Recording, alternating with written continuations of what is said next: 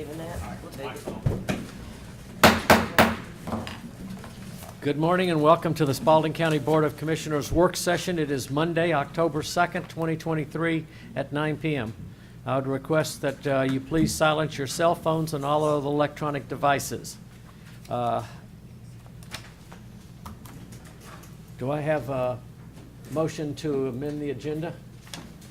Make 'em- Go ahead.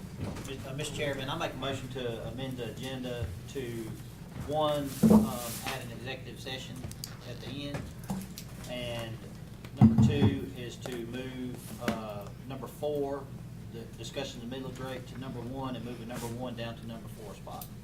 Okay. I have a motion. Do I have a second? Second. All right, a motion and a second. Any more discussion? All those in favor, please signify by raising your hand. 4-0, motion carries. All right, at this time, we will start with the discussion of the millage rate. Dr. Ledbetter, if you'd please step to the lectern. Thank you, Mr. Chair.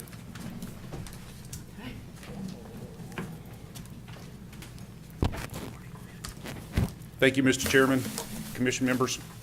It's my privilege to stand before you again this morning to share with you our millage rate discussion. And we'll make this a little bit quicker than we have in the past, I pray, but we'll go right through it. Maybe this will work. So our fiscal year 24 budget, by the numbers, we did adopt a $121 million budget in June for fiscal year 24. Our major initiatives for this year, again, are number one, people. Number two, our T-splost with the resurfacing of our roads and taking care of our roads. Number three, which is aligning our projects with our 5-year short-term work plan in collaboration with our 2042 comp plan. Number four is to be extraordinarily transparent in all that we do through the dashboards that we present. And then number five is a major project for this year, which is our aquatic center. So June 23, the Board of Commissioners adopted the $121 million budget, and staff consistently looks for opportunities to reduce our budget. An example for the 24 reduction of numbers would include the inmates housed at our correctional institute. We have reduced those numbers by 100 beds. Which also requires a reduction in our revenue because the state provides $22 per day for our inmates. Well, the interesting thing there is also we contracted with other jurisdictions, Henry County and the school system, just to name a couple, for paying for our correctional inmates for the housing. We did not feel as a staff that we should be burdened with that cost since those jurisdictions are using those inmates for services within their jurisdiction. But the interesting thing is that we want to show here is that the general fund is increasing by 5.13%. And I want to go through that specifically with some consideration by the Board of Commissioners as we finish our presentation this morning. So staff on last week and over the weekend, we were accused of losing or hiding money. This is not true. As the indication shows on the screen, the budget amendment process is important to help ensure that the expenditures made during the fiscal year are supported by the budgets created during the working budget cycle. If you fail to amend the budgets to meet any changing circumstances, it can lead to an overexpenditure of funds. That's true. We make sure that our numbers are as accurate as we can possibly make them all of the time in order to ensure that we don't overspend and we show transparency within our budget. So I'll give you an example. The budget amendments presented by Jenna on Thursday afternoon asked to move $5.2 million from booked liability. The purpose for this move was the following. In June of 22, Spalding County moved from a fully insured carrier, Anthem, to a partially self-insured carrier, Cigna. Cigna and MSI recommended that Spalding County create a contingency fund placed in the general appropriations because Anthem refused to provide claims data to determine Spalding County's exposed liability. We did have, and continue to have, a $125,000 stopgap for each incident. That is, should a covered employee or family member suffer a life-changing event, such as a motor vehicle accident while off duty, cancer, heart issues, liver issues, etc., the county would be liable for the first $125,000. Cigna's actuaries made a request that of the approximate 2,000 insured individuals covered by the county's plan, which includes employees and family members, we should account for 2% of the insured members to have a life-impacting event that would cost the county $125 each, or approximately $5 million. According to GASB rules, we were required to book the liability for the contingency funds, as listed in line item 579-150. This also required us to have a revenue source for the expenditure liability. So our budget increased $5 million. We now have 1 year of claims data. The great news, we did not use any of the contingency funds as we were able to return these funds from a restricted fund balance. Restricted fund balance means that the county is not allowed to use these funds for anything other than what the money was designed to pay. This is why Jenna presented the budget amendments Thursday, decreasing fund balance requirements and aligning our budget to accurately show our financial position in and through our audit. That said, there are no hidden monies, and there are no monies missing. I would welcome any and all audits for the monies the county controls and would immediately support hiring any auditor or outside firm to examine the books in complete detail. Additionally, I've analyzed the month-over-month drawdowns for each department on their department-level group insurance budget. My analysis indicated the actuaries did a great job of defining our estimated cost, and Jenna did a great job at using the COBRA charges to assess the fees for each employee to ensure we have the monies required to pay for our health care and our pharmacy bills. That said, I would argue we all know insurance is a gamble. We never know when life-changing events will occur. I'm kind of an example. Over the last few years, we've managed through COVID. We've also managed through a more aging level employee workforce and the potential of higher expenses for health care. We've transitioned from 25% of our employees eligible for retirement to now 17% eligible. We've seen many of our teammates retire. The policy of the county is to allow retirees who are below 65 years of age to participate in our health care plan until Medicare is available. These employees continue to be a part of our insurance pool, and the county continues to be responsible for the $125,000 gap should these retirees suffer a life-changing event. These retirees are not within our departmental budget, yet the county is still responsible for the bills incurred. As highlighted by our insurance carrier, with an aging workforce, we can expect a higher statistical probability of significant health issues, that is, single cases of $125,000 for such things as cancer, heart issues, etc. That said, I believe after analyzing the odds, and yes, it is a gamble, we should remove the $5 million booked liability from the budget. This will reduce the revenue and the expenditure side of the budget.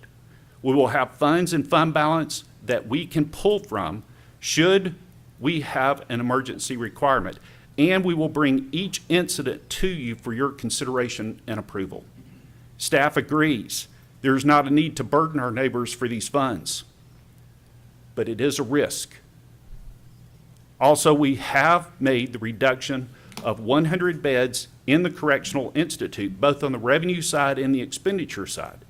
We've added the revenue for the contract signed with other jurisdictions such as Henry County and Griffin Spalding School System for their payment in offsetting our cost for housing inmates at the CI. We've included 1.5 year cost for the pay study and pay increases for our employees and 1.5 year cost for opening the aquatic center. Please note, these funds we've added are only for half of fiscal '24. What we have not included is the cost for restoration of the Heritage Park Gym. What we have is a vote by the BOC last year to use $6 million in ARPA funds to construct the aquatic center that was not used as SPLOST collections exceeded expectations, and the county had the funds to complete the construction of the aquatic center. The recommended bidder for restoration of the Heritage Park Gym is approximately $4.1 million. However, TJ and I have a strong belief that we should add an additional $1 million to the bid, as the architect is telling us there are too many unknowns to make an accurate estimate to restore the building. So we should count on the restoration costing the county approximately $5 million, with an additional $250,000 for FF&E. We should also consider a rule of thumb of 10% to service the gym for ongoing annual M&O. This would include the cost of electricity, water, sewer, stormwater, building maintenance, landscaping, and personnel and benefits. Should the BOC make the decision to reduce the budget by approximately $5 million to remove the contingency fund for insurance and to use ARPA funds to restore the gym and not include the funds to complete the project in the budget, our proposed millage rate is 16.088. Last year, our millage rate was 16.138. If you agree to a reduction in the millage rate to 16.088, this would be a rollback of 0.05 mills. Again, this proposed millage rate would provide you with the funds to complete a pay study, give much-needed pay increases to alleviate compression, and open the aquatic center. It would also give you the opportunity to roll back by 0.05 mills our millage rate and give some tax relief to our community. As an aside, the City of Griffin rolled their millage rate back, and the Griffin Spalding School System voted to adopt last year's millage rate. This would afford you the opportunity to provide a small rollback. In front of you, you will see the rollback with the estimated taxes for 16.088. It's a net tax dollar increase of $7,025,000.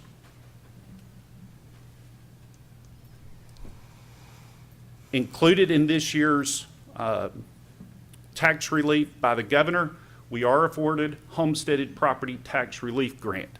I've covered this in previous presentations, so I won't spend a lot of time on this, but it does afford us with an opportunity to provide some tax relief for our neighbors. What does that provide? Well, I've readjusted the numbers from my tax bill and my tax estimate, so you can see those on the screen.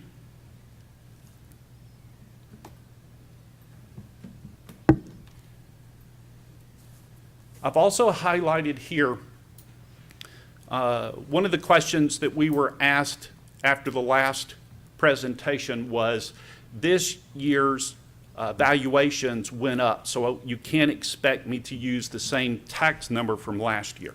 So I've not. The average tax increase for the average valuation increase for fiscal year 24 is 20.86%.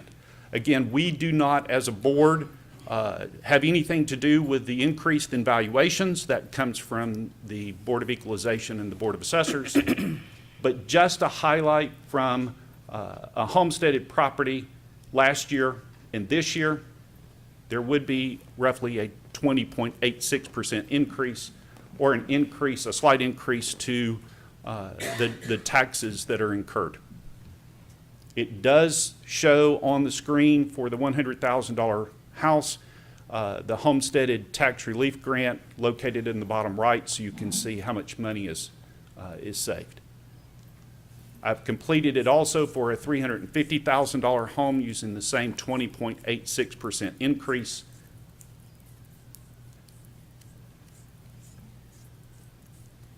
A non-homesteaded $100,000 home.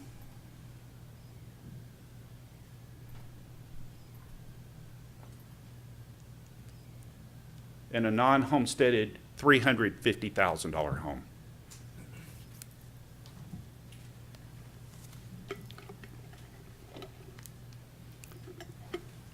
Where are we spending our money? This chart indicates where our money is currently going for our general fund.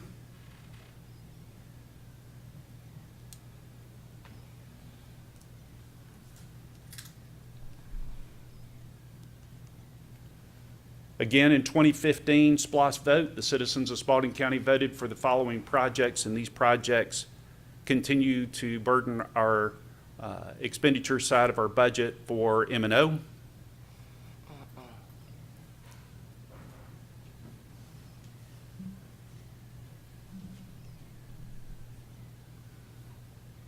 Where does the money come from?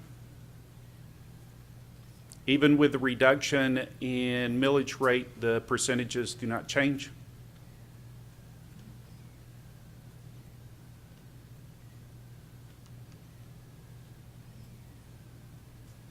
Again, this is the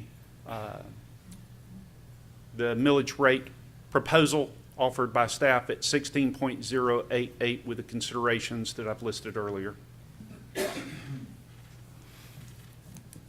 At this time, I would entertain any questions.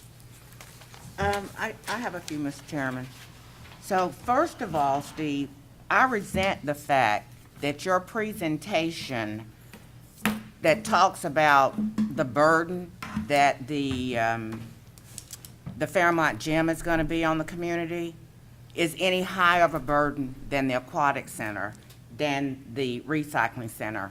And I would like to correct you in understanding that those projects were bonded projects. That means they were supposed to be paid for before anything else that was on that list that was 100%. So the voters, I hear a lot of comments about, well, this is what the voters voted for, and if you vote to have something, you automatically know you need to pay for it. Well, we didn't do what the voters said. So any plan that you suggest that does not include finishing those projects or completing those projects is not okay with me. Secondly, you talked about us making an effort to always amend the budget. I don't see anything in the amendment or even in the last budget that reflects the change in the sheriff's department's budget relating to the pay raise that their people got and the reduction in staff that was supposed to be associated with that. That has happened 2 or 3 months ago, been effective since July. We're in October. It hasn't happened. So don't explain to me how y'all stay up to date on making sure that the budget is equal, because that's not equal. I also have some concerns about the conversation about the $6 million for ARPA funds. When it was told to me, and maybe to this entire board, it was a $10 million fine. So my question, my belief as a commissioner was that the $10 million that was going to be spent on the aquatic center with ARPA funds was going to be withdrawn, leaving $10 million in ARPA funds and the $10 million in SPLOST funds to do the aquatic center. Where do we spend the ARPA money? It's not spent. There's $10 million there. We agree. It's how much there? $10 million. So why are we not working with that? Why is that not in play here? It is in play. It is a part of the contingency fund or the fund balance that's listed. I didn't see that. I didn't see any contingency fund for the fund balance that in this budget. What I saw that the fund balance was almost $1 million. So I'm very, very confused about where these funds are, and I'm glad that you welcome us asking for a forensic audit, because that's exactly what we're gonna do. Because as an elected official, the employees and the taxpayers, and I'm a taxpayer, I wanna know where I feel like the money is. And it's not a vote of no confidence for you. I have clear evidence that there is not some correct budgeting going on, or it's not transparent in the sense that even I, as a commissioner, don't know where the money is. So how can I expect to tell other people what we're doing with the money? Great presentation, not all correct. I see by a nod of heads, we're all at that same spot. It's not working for us. And I think basically going back to the conversation about the audit, I think it's, and like I said, for me, it's not accusing anybody of doing anything wrongdoing as far as the staff. But as far as a vote of trust for the citizens, I think warrants that. I mean, we got to be asked, we're talking about possibly somewhere down the line asking for a future SPLOST. That's not going to happen. I mean, they don't trust us. And luckily we were able to find this 5.2. I think that's great. I am happy about that. But when I think about the confidence of the citizen, it concerns me. Because, I mean, if anything, we've got to show them, okay, this is what we have to do to make sure that this doesn't happen again, even though it came at a good time for us. We can't do that. We asked for 18.826 million, millage rate. So, I mean, and now we're backing it down to 16.088, very good. Had this been a week ago, we'd have passed the 18.826. Yes, ma'am, that $5 million that you're discussing, it really isn't hidden. It was there specifically for contingency for the insurance fund, and it is taking care of our retirees. There are 25 or so retirees that are there that we do not budget that 125 inside of our departmental budgets. So should they have a life-changing event, we will bring those fees back to you for consideration on an as-case basis and not burden our budget against the expenditure side and have a revenue requirement that offsets those funds. But you do understand how that looks. I do. We've got a lot of money sitting there for retirement. We've got a greater trust For issue. insurance, please We've got a forgive me. greater trust, an issue of trust, though, with our citizens. That's what concerns me. Yes, Sure, ma'am. what concerns a lot of the board, I'm sure. If I may, we have, if I understood what you said correctly, the $5 million, that was in a restricted fund. My understanding is that if there is a restricted fund created, we have to vote that the fund is restricted. Am I wrong? No, Or do you were right. You voted for it fiscal year 23 to restrict those funds. That was what was used in that $7.8 million fund balance. That was a restricted part of the fund balance. Okay, so I first of all, maybe I wasn't paying attention. That was not what I remember.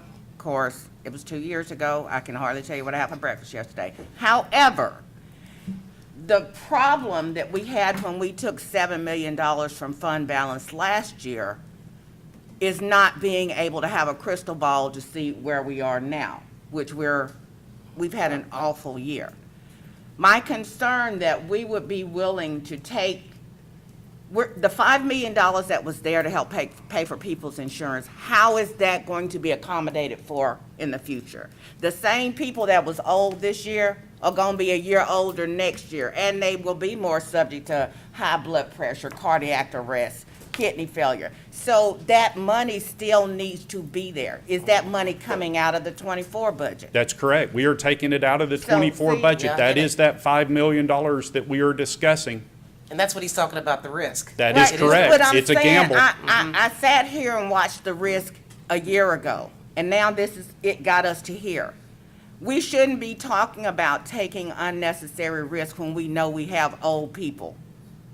When we have people who are subject to health issues, who are much more liable to being sick than someone who's 20. Yes, ma'am. That's not, to me, that's not a responsible thing for us to do. I'm not saying that it needs to be $5 million, but we can't in all good conscience, not accommodate for, heck, you old. You could keel over but how will we pay for that? Yes, ma'am, that's exactly why the presentation last week was at 18.826 mills, was to accommodate for that contingency sitting there for the insurance requirement. But do you feel that we want to take that risk? That's what I'm saying, because you brought that to us. Yes, ma'am? I'm not there. I'm not there. I don't know if y'all want to take that kind of risk. I love the fact that you dropped the millage rate, but if you're going to drop it at the risk of maybe somebody's child not being able to get health care or someone else not being able to get rehab because we could put the money somewhere else, that's not smart. We know our demographics. We know people are going to get sicker than they are. Why would we not accommodate that? But we do have money in for the reimbursement from the tornado. That's there. We do. We would coming bring in. back to you on a case-by-case basis, because the $125,000 stopgap for our insurance plan is above my pay limit. So we would bring each one of those back to you. We would unrestrict the $5 million and bring those back to you on a case-by-case basis. That would afford us the opportunity to put that $5 million back into fund balance or to a money market account that would actually allow us to make some money off of those funds instead of restricting them inside of our budget. That's the difference between what you saw last week at 18.826 and 16.088. So your suggestion is that we say we got $7 million in the fund balance, but we really only have $2 million, because $5 million are restricted Well, for we're not- the purpose of paying for health care should the need arise. But we're not going to restrict it. If we don't restrict the monies, then that affords us the opportunity not to, or to reduce the budget by $5 million, which is what we're proposing, and gives us a millage rate of 16.088. Anytime you have funds sitting there on the expenditure side, you have to find a revenue source. We can either resource it through fund balance, we can resource it through taxation, or we can reduce it and take the risk, which actually makes sense this year to do that based on a month-by-month review and analysis of how we have expended money out of our insurance plan this year. So if you look at the month by month for the 2 years previous, Can't, because Wait, we don't wait, have the money, or don't have the claims. we know how much money we spent via COVID, the flu, the whatever else people had, people spending multiple days and weeks in the hospital. To me, there's no justification for a period where we had so much high insurance costs, and then because we switched over to something else the year afterwards, when basically mostly everybody started out healthy because they've been wearing a mask, of course our costs are going to be less in this year. We haven't hit winter this coming year. So for me, it's a human factor that we're talking about. This is not about us saying that the money can be there and we can use it, because if it is not restricted, we will buy a boiler with it. We will get some trucks with it. We'll go over and put some lights in the courthouse, and then when somebody gets sick, there will not be money for them there. I'm just disappointed that I didn't know that the fund balance that I thought we had was restricted to health care. That, if y'all knew that, yeah, okay, so I'm simply saying, how have we balanced our budget from expenditures and revenues with the issue at the sheriff's department? Can you clear that one up for me? Currently, the budget is unbalanced by $538,000, and staff is working to understand where the millage rate is going to be, and we will bring that amendment to you shortly hereafter. See, I'm not understanding why we didn't get the amendment with the other $8 million worth of amendments. This is just a problem. I'm sorry, Question. y'all, I'm just being Okay, let me ask a ugly. question. I'm a hush. Okay, so just to make sure I'm clear, because I know you did send this to us over the weekend and you're doing this now. And you explained what the 16.088 millage would do, pay study, aquatic center, rollback. If we were to leave it at the 16.138, which is what we currently are, would that include, I guess, the sheriff's? It would afford us $333,945. That's the difference in the .05 Okay. mils. So it's not much. So that's the spit Yeah, in the that's not bucket. much. Yeah. Go ahead. Ladies, if, Yeah, so go I have a ahead. couple questions. When you brought up some stuff that's confused me, you said that Heritage Park and the Aquatic Center were bonded projects. Those were all decisions made by boards before I got here. But it Were was the- voted on by voters, not this board. Yeah, yeah. Voters voted for that. No, yeah, the SPOS was voted on by voters. It was bonded. But, so the Aquatic Center was a bonded project? That should I have don't happened up know. front? The Aquatic Center No, was the not, Aquatic Heritage Center Park was was. a pay-as-you-go at the end. Right. That's correct. And, Okay. but Heritage Park was a bonded Heritage project? Yes, it Park, was. Fairmont. It should have been the all first that project was done. Now, wait a minute. Well, I thought that Fairmont Park was a bonded project. No, all of that was bonded. Okay, how much was in that bond? Because I thought there was only 1.7 actually allotted for both of those That's how much it projects, was and budgeted that was the for. part that was bonded, which we spent for a previous board spent 100% of that at Fairmont Park, which is why now we're trying to catch up with Heritage, because that was sort of one line item that then was bonded, but all of that line item's money was spent at Fairmont, and now that's why we're trying, and that, because I mean, that was before the engineers came in and said Heritage Park was 7.2, and we didn't even have that part yet. So. Because I was on the board at that point, like, You weren't on the board, and I think the only person here who was here was maybe TJ and Jenna. And to be perfectly honest, our county manager asked our staff to guesstimate because they did not want to spend the money up front to go and get engineering done. Well, That they is didn't not think my it was job gonna as a pass. I mean, it wasn't- commissioner to. that It was was a supposed to huge pass. mistake. Right. That was a huge mistake. Okay, but as you sit here, you don't have the facts unless someone gives No, that's why them I'm to asking you.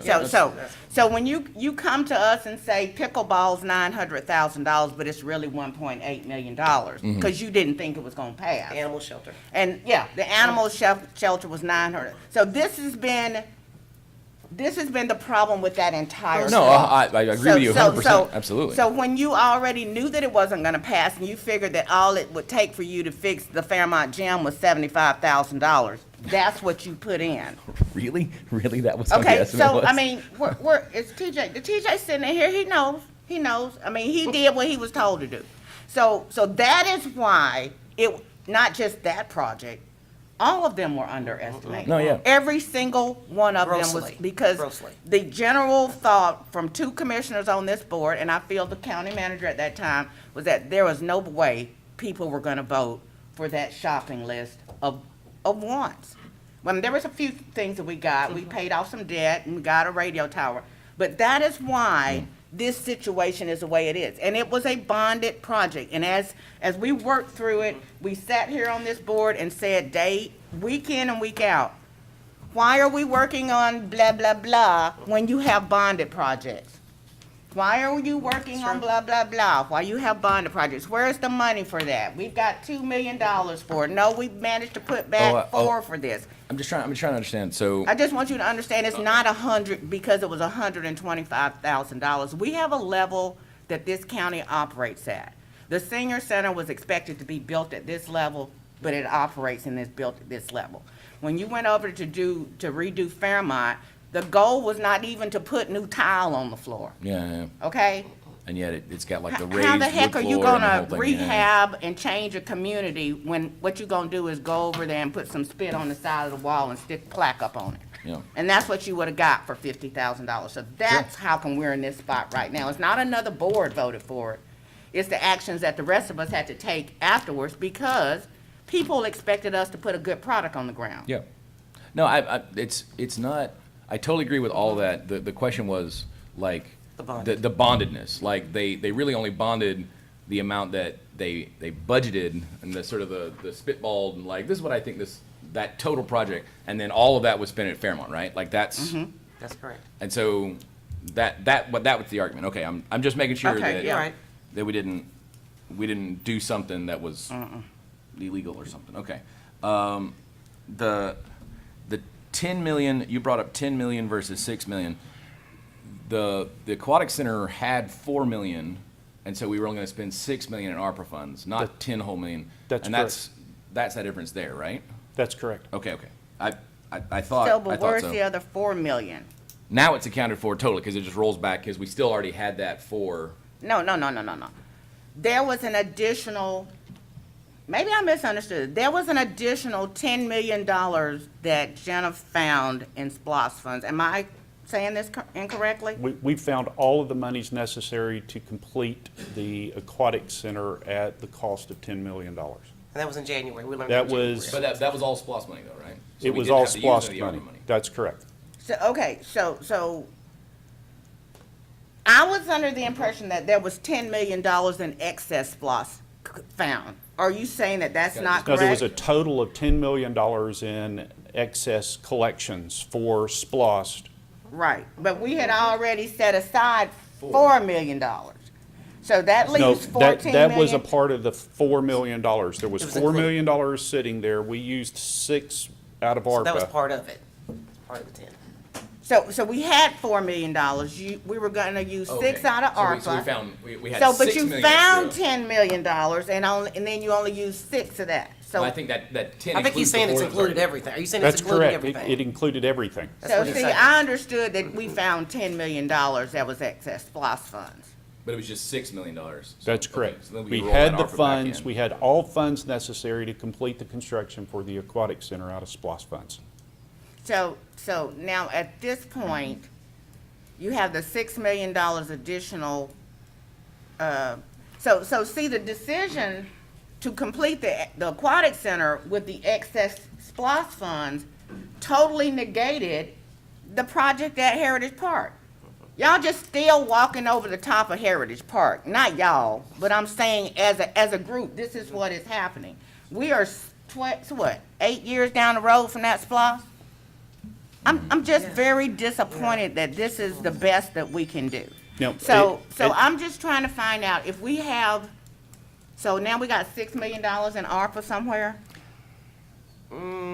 Is that what I'm We hearing? can roll that out of the aquatic center and. put it back That was into other actually a projects. part of my presentation. What we have is a vote by the BOC last year to use $6 million for ARPA funds to construct the aquatic center that was not used as SPOS collections exceeded expectations, and the county had the funds to complete the construction of the aquatic center. The recommended bidder cost for restoration of Heritage Park is 4.1. However, TJ and I have a strong belief that we should add an additional 1 million to the bid, as the architect is telling us there are too many unknowns to make an accurate estimation to restore the building. Ceiling beam and stuff. So that is our recommendation, is to use those funds in order to complete Heritage Park Gym. Okay, so Those funds, the ARPA funds? Yes, Right. ma'am. I think we're, and I think We've you know already this. voted on those. Those were allocated for the construction of the aquatic center, so they've already been allocated for the SPOS Okay, project. but I think probably know where the confusion comes. I remember correctly, it was the two of us, me, you, I think maybe Jenna was there. I want to say maybe even Brian Upson was at the meeting, and you. This was like maybe a year and a half ago. Well, we felt like the funds were actually there at that time. That's correct. So when the funds were actually there at the time, after we said that, we kind of backed off, thinking that they're done, they're accounted for, we're good. So, I mean, to be honest with you, I didn't learn that the funds were not there until recently. Because even though we may have voted to move the funds from, I guess, that the ARPA funds would have you to the aquatic center, I didn't know that meant taking the funds that we already had put aside for the Heritage Park to move it over there. I didn't understand that's what we were doing. You see what I'm saying? When I already felt like that we already had the fund, why would I go back to revisit it if we've already said we had it? There was never a conversation of, okay, instead of us doing this, then we're gonna move these funds over here and not do this. I don't recall that conversation. Do you, Gwen? I don't. That's why it's kind of a shock- I'm little- asking it's a so little many shock questions, because because my understanding of what I Because thought you we remember were what we were dealing going with. through at that time. And I'm not sure anybody, we would have actually voted to say, okay, go ahead and move those funds over there. If the funds we already had set for the Heritage Park were not Yeah, in set place. aside. I mean, That's where I'm kind of like, I didn't realize until recently that the funds weren't there. When William left, I was told when I had that last meeting with William, you made and he sense. said the funds were there, I'm just saying. And then when Steve came on board and we had to, there was some shuffling around, had that meeting, the funds were there. I didn't learn the funds weren't there just like a week ago. So I'm thinking, did we actually know that we were voting to move those funds from Heritage Park to the Aquatic Center? I don't, you all may have known, I didn't realize that. I don't remember making that vote either, but to me, it seems like the funds, no matter what color that money has been, like, they've been there, like, we had the money to do it. I didn't know it was gonna be 4.1, I think we all estimated it was gonna be a lot less, but we've been doing that the whole time, so. That's what's going on in my head right now. That's why I'm kind of like, what? But at the end of the day, I think we do, I don't think we ever, like, took it away. I just think we're using this pile of money instead of that pile of money. Like, I mean, I don't think anybody thought we weren't doing it. Like, we were at all times gonna do it. Like, that brings me to what you said. I agree that there's a trust issue. But I think it's mostly with governments in general. Like, if you look at the citizens of Spalding County and the governments that they have to deal with, it's not just us, right? It's the state and it's the feds, and then they also have the school board and they also have the city. When you average all of those together, right, it creates a pretty untrustworthy situation. All right. Yeah. That said, out of all of those, I'm proud to be a part of this one that doesn't have That those huge systemic issues You're of right. trust and all this stuff that's coming out of the woodwork about. I won't throw any of those bodies specifically under the bus, but wow. Right. But Well, wow. I just go back to the fact So- that, once again, had this been a week ago, it's Yeah, gonna sure. look different. And then if this would hit the newspaper and all this, you know how that would affected all of us here? Yeah. That we would have raised the millage rate, and oh, by the way, Here's $16 million. I mean, that would have been horrible. Horrible. So that's what I mean by that, I get it, what you said, yes, there's a disconnect and distrust with a lot of the governments, but this affects us right here. Right. Because, Which again is why I am in favor of forensic audit. I don't know if we on the board quite understand how much the cost of a Right, I full don't know forensic about audit that. is. I don't. That's 6 figures, perhaps 7. Like, it's a full forensic Yeah. audit of every department going down to every check that everybody wrote is Yep, 7 yeah. figures. Like, I'm married to a CPA. They're crazy expensive. Like, I think that the taxpayers expect us to. I'm for one. I just want- Yeah. Hey, this is what we do. This is the decisions that we make for voters. We feel if it's affecting us enough to the point that we're asking for it, I am echoing what I'm hearing coming into me from voters. Look, I wish every government would be as transparent as we are, because I think you'd find all kinds of stuff. But that doesn't, just because other organizations, other governments, other elected bodies are screwing up big time, doesn't mean that we should go, no, but we're fine, just trust us. I think this is something that we should do for transparency. Like, every cent being accounted for. I don't think you can do a forensic audit every year. That would just be No. ridiculous. But like, at the same time, like, I mean, we should have done this. If there are people with questions, when we had a change of we need- county Yeah. manager, we should have done it then. No, I agree. We screwed I up, agree. we didn't do it. Right. And now we've got all these discrepancies that are moving from one, and understand, Steve, I love you and Jenna. I am not No. saying that No. I believe y'all have money in y'all Right. pockets. No. 'Cause you still here. If you had some money, you would've got somewhere. But nobody really elected y'all. They elected Right. us to make sure they can at least go back and look at the records and see. I don't understand it, but I want them, if they know that, to be able to go into our records and see how we're spending, where the money's sitting. And this is just, it just gives me goosebumps, because I don't know Yeah. that we're making good decisions, and I definitely don't want to make a decision like we made last year. I hope we never have another tornado, but if a disaster of any sort hits this community, we gotta be ready. we're gonna be swimming like fish laying up on their back. We have to be prepared to prepare for disaster. It is a part of who we are now.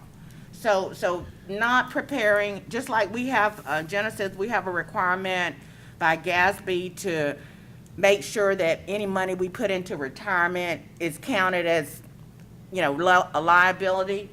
The same way that we know we have to pay people insurance, we have to make a responsible effort to make sure that we can pay their bills. So maybe it won't be $5 million, but it should not be nothing. It should be a significant amount of money that will help get us to the place where people can be assured that if my child gets sick or my wife gets ill, I'm not worried about where Yeah. I'm taking them to the hospital. I'm taking them to the Mayo Clinic, that you got my back. So I'm not for us moving all of that money. We need to figure out how we are protecting our employees and not making the bottom line look good when they're gonna get jerked on the end of the services. So I'm not good.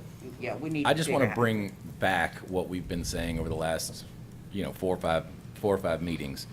All of us are pulling in sort of different directions. Here's my kind of goals. Here's what I want out of the budget. Here's what I want out of the millage rate. And so we have 5 opinions, right? And we're all kind of pulling in the same direction. But I agree what you said earlier, Gwen. We need a 5-0 vote on what this needs to be, because that shows that the 5 of us trust what's going on. We may not Understand. all agree exactly where we're going to be. We might want, well, some of us might want it higher, some of us might want it lower, and for different reasons, both directions. But just to quote you, we need a 5-0 vote to show the solidarity of where we want this county to go. That all 5 of us are in favor of the decision that we're making. This is one of the 2 biggest decisions we make in the year: the budget and then the millage rate. Those are the 2 main decisions that we make, and those decisions, I agree. Just like you said several times over the last several meetings, there needs to be a 5-0 vote. So. Commissioner Bolden, any comments? Not at this time. All right, now let's talk about reality here. We're talking about doing some kind of an audit. At the same time, we're trying to get taxes in.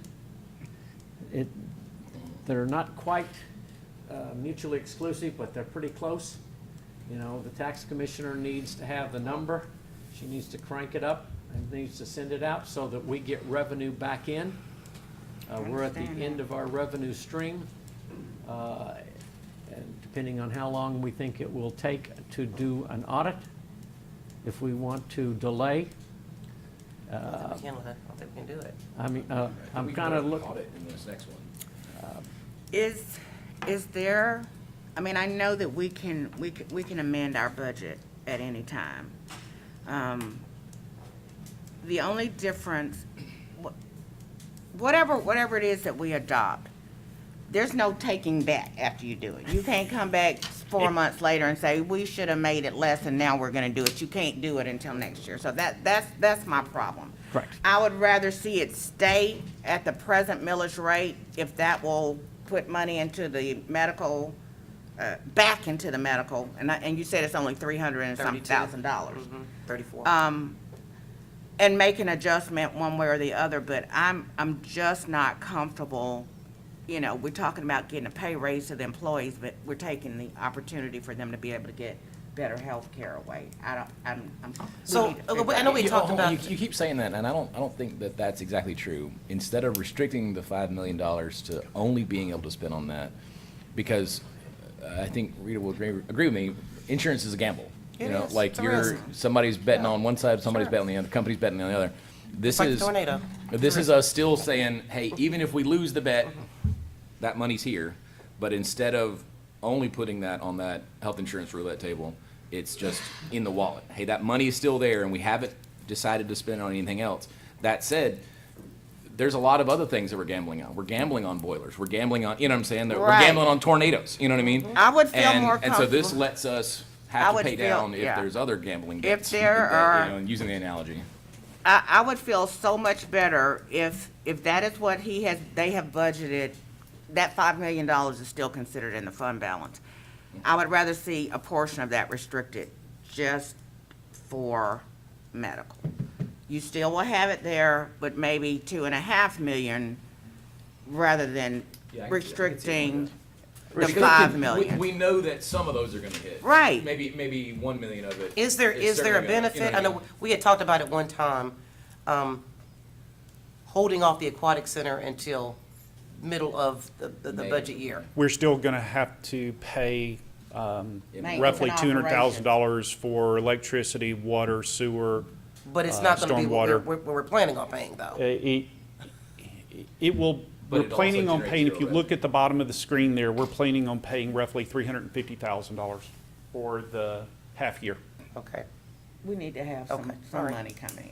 So that, Yeah, what, but, All right, but okay. it'll have no revenue if it's not open. Yeah, So yeah, that's true. The All right. difference between opening it and. I'm just trying to, yeah, we're not, Plus minus the revenue is.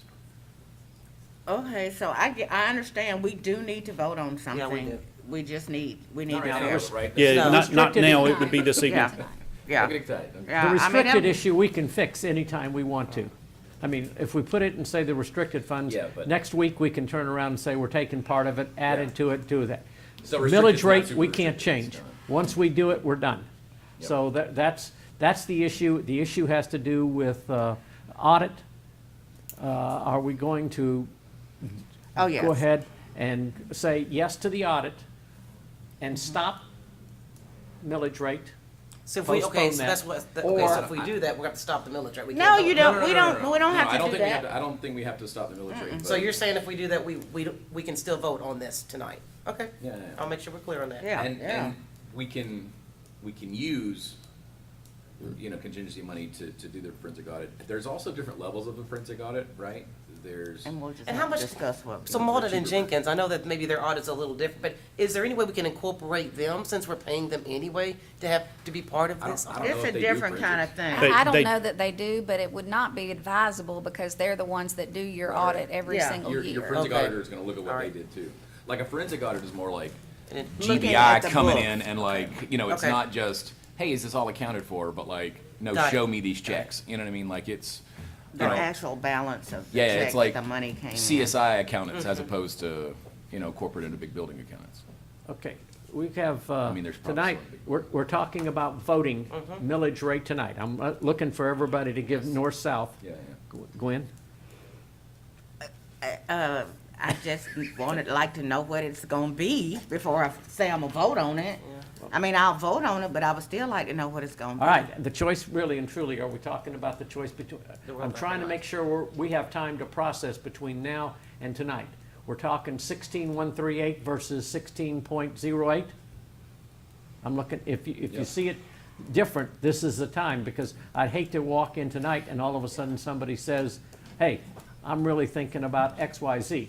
Because given the vote right now, I mean, given my alternative, without everybody else's concern, I would go to rollback, just so everybody Illegally. knows. But the issue of all of us going together, To 14? 14, Oh, no. yes. So I want to make sure I've said Go ahead, that. all right. And I may be the only one out there No. that's saying that. But, okay, He so, wouldn't be the only one. I mean, I would, up until when I come in here earlier, I was at rollback. But I'm you won't get me at 16.138. But you I'm would just gonna put that there. You would do the 16.088? Yeah, rolling back some, I think. If we stood at the board, I would probably go with a 16.08, but I ain't going a point higher than that. okay. And that's what I wanted to make sure, that between now and tonight, you have time to think through it, talk, do whatever you're gonna do, because I want to try to get it into tonight, that all of a sudden we don't get into 14, 16, 18, and we're all over the place to be able to do this. And Now, if Ms. you don't vote tonight, Mr. Chairman, there will have to be an additional publication according to the Department of Revenue. The tax commissioner checked on that last week. And that would have to be 7 days in advance of a meeting. So you're looking, even with a special called meeting, at least 10 days out. Okay, Which, To do rollback? to set the millage rate. if we didn't do it tonight. If you don't do it tonight. Because you gotta renotice it.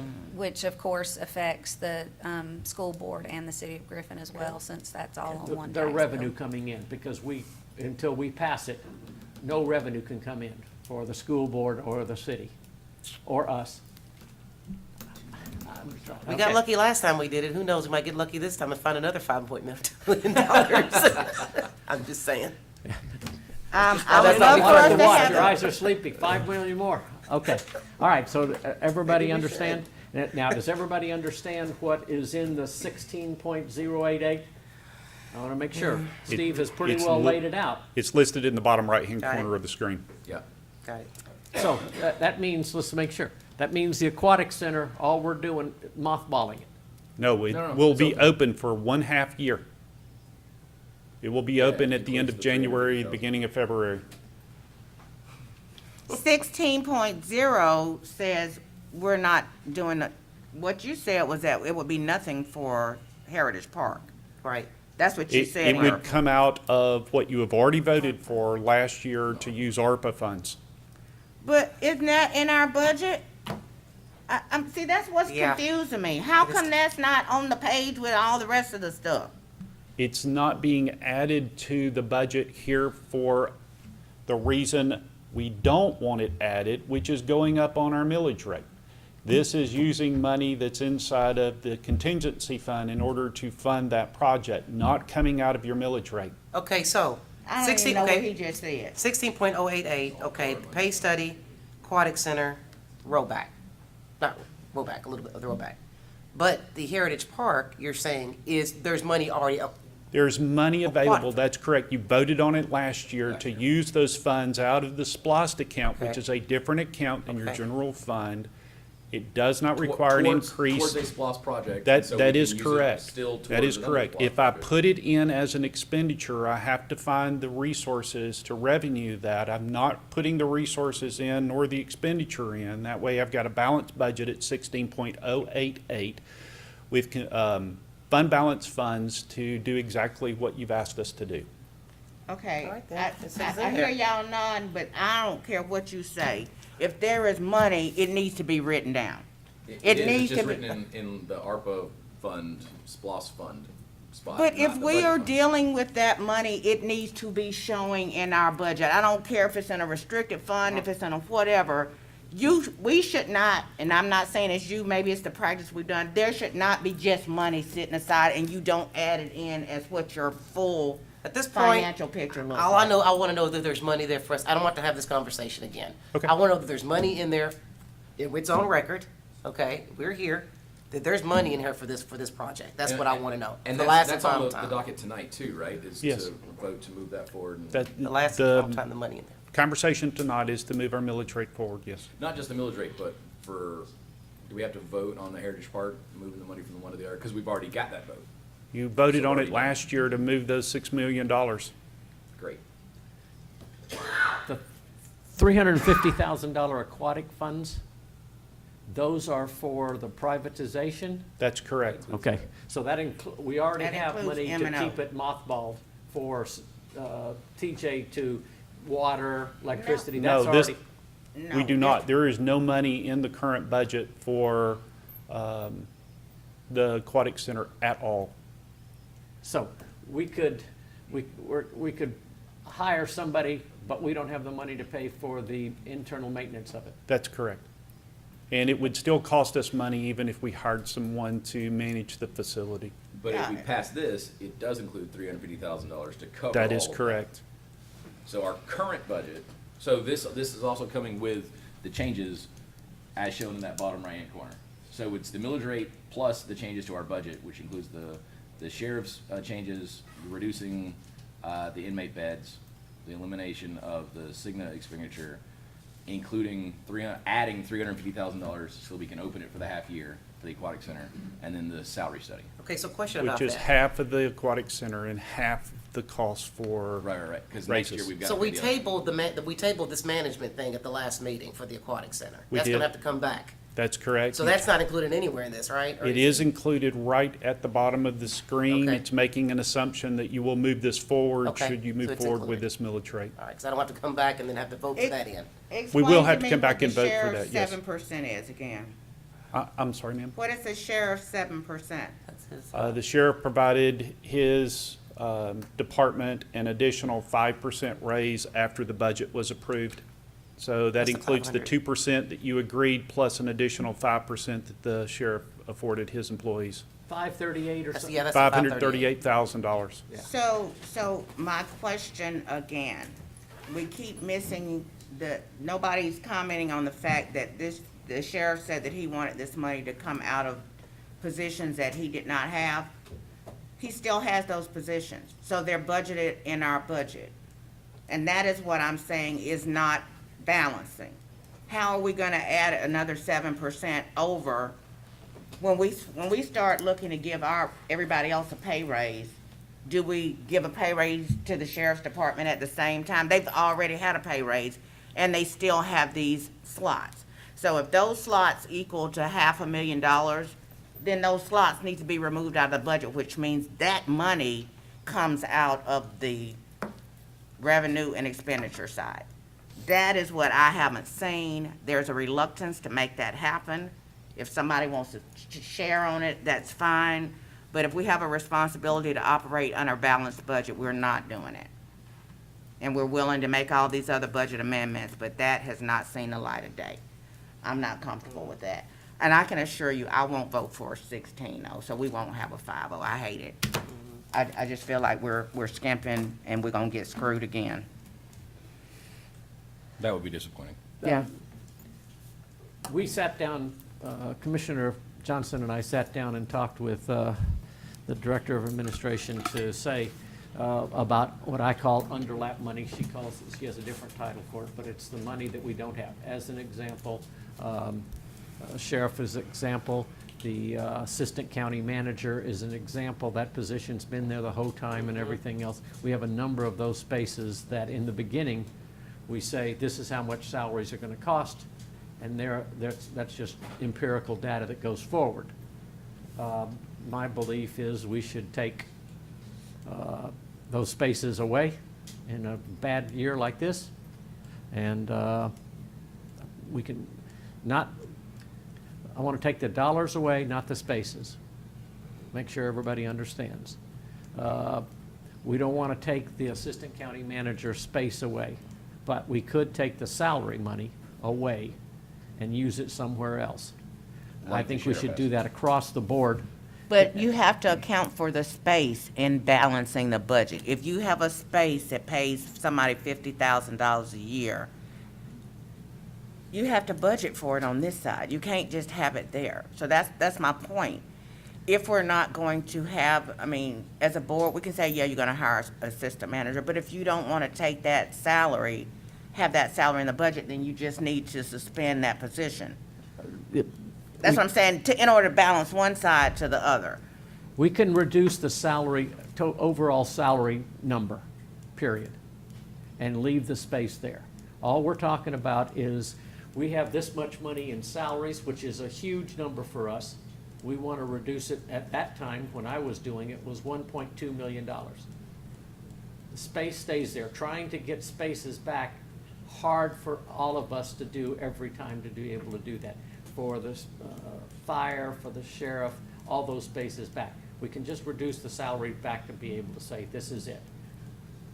And the space, we could- I just don't know if that's the way that, We where could- you say you did that? how do we do it? No, where did you say you did that? All across the federal government. Okay, so see, yeah, we talking about a whole different. That's what the sheriff did as well. That's the sheriff did it to you. So it's. No, but I'm simply saying, there was not language that said, reduce this liability against me. Because according to the state of Georgia, we have to have a balanced budget. If you got a position here, you have to budget for it. Yes. So, yeah. You So- have to budget for whatever that Now, that position salary could be is. $1. Right. And so if that position's salary was reduced on paper to $1, then you have to budget $1 for it, instead of budgeting 50,000 or 60,000 or 85,000 like the assistant county manager position. I would just like to know that that's legal to do in terms of governmental Would that come back budgeting. and get us in any way? I mean, would that'd be more of a detriment than in the future? If an amazing I don't wanna- assistant county manager came in and said, I'd like this job, right? And then we hired that person, we would then have to amend the budget to add that back in from the contingency or whatever the $1.2 million Yep. would then fall into. So you're just basically and- setting that aside. And so we I could get do that, ad hoc as we, à la carte style as it happened, as opposed to setting all that money there and saying, yep, 1.2, when we know that Erica. a lot of these aren't gonna Erica's get an filled. example of that. We came in and added the extra money into her. Oh, be able to sorry. do that. I would like to know where that's been, I mean, I heard you say it's been done in the federal government. I would like to know where somebody's done that in local or even state government. The I hear sheriff. what you're The sheriff's doing saying. it right now, here. No, his budget does not reflect that. His budget reflects that he still has the ability to hire blah, blah, blah, blah, blah at $30,000 a year. And he's already given $500,000 raise. So you Now, have I have- that responsibility to budget for that, and you have the responsibility to budget for this. Administratively, I have no problem taking all the spaces away. I just Or want us to reducing budget. it, freeze, a hiring freeze to, 75% of the people. I got no different, I no understand different. his argument with it, but anytime in the past, anytime somebody's took away a position, they had to fight tooth and nail to get it back. Correct. We had some kind of promissory deal with him that, if he, all of a sudden, we become great financially and was able to fill the spaces and everybody wanted to come to Spalding County, which I don't see it happening, we could give them positions back to him. That's the only argument I can see him having, just scared getting them back. Well- But I'm like you, we are here in charge of budget, balancing this budget, and as long as them are just out there floating around, It's it's not unaccountable. balanced. When I first came on this board, this is a totally 2 or 3 different sheriffs ago. The sheriff came to us and said, we've got this space at the CI, we wanna make a diversion center. We want you to hire 9, whatever you call them, CI guards or whatever, and they're gonna be over this program. So we funded them $200,000, gave them money to fix the facility up. Ain't nobody slept in that building at all, and those positions just kinda got sucked into the detention center. So you understand, it goes both ways. As a sheriff, I feel like if the sheriff that we have now, because that changes depending on who the sheriff is, came in here and said, I need 15 more people for patrols because zone 6 is just, we're having a murder a week. Who up here is gonna say don't do that? Agree. Because y'all want to be able to go and get in your car without somebody hitting you in the back of the head. So I don't think I hear what you're saying, and it depends on who the sheriff is, but, we need to have some sort of continuity about how we do it, and I think there's the potential for us to have a conversation about that, but we should not be reluctant to talk to him about what we need to do to make it happen, and what his concern is about that. If that is, over the next 6 years, you add one of those persons back just as GP, or if you come back later and you need to do, I don't know, whatever it is the sheriff does different. I think we have to look at that, because it will depend on what the situation is. But, it would be great for us to have some sort of promissory deal, but, next year he could come back and say, I need 7 deputies back now, I got 7 more people.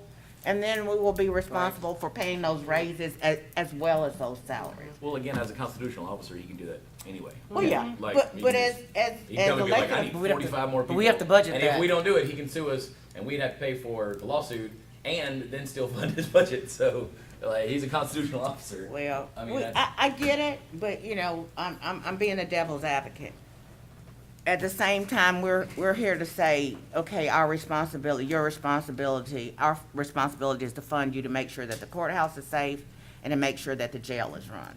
Our responsibility is not to provide for investigative dogs, CID, diving team, helicopter folks, people working at the movies, whatever. Those are not things that we are required, but we need them.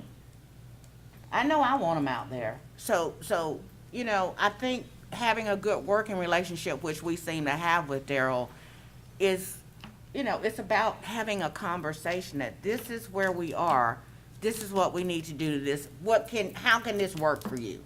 But we need to, our books, as far as I'm concerned, is like when I balance my checkbook. We need to know where our money is. We need to know however much it is. I don't know, I think that in terms of being transparent as we can be for the layperson to look at our budget, yeah.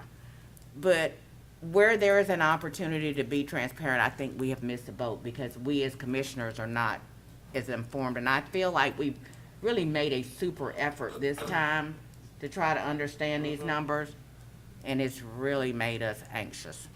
Yes, I agree. So, yeah. All right, so one, we got to do something with spaces, at least in the sheriff's business. and maybe across the board. Yeah, I would just, yeah, love for something to be brought to us to balance our budget. We need to not have numbers. If the sheriff, if we want to talk to the sheriff, it's our job to do that. Oop, I'm with you.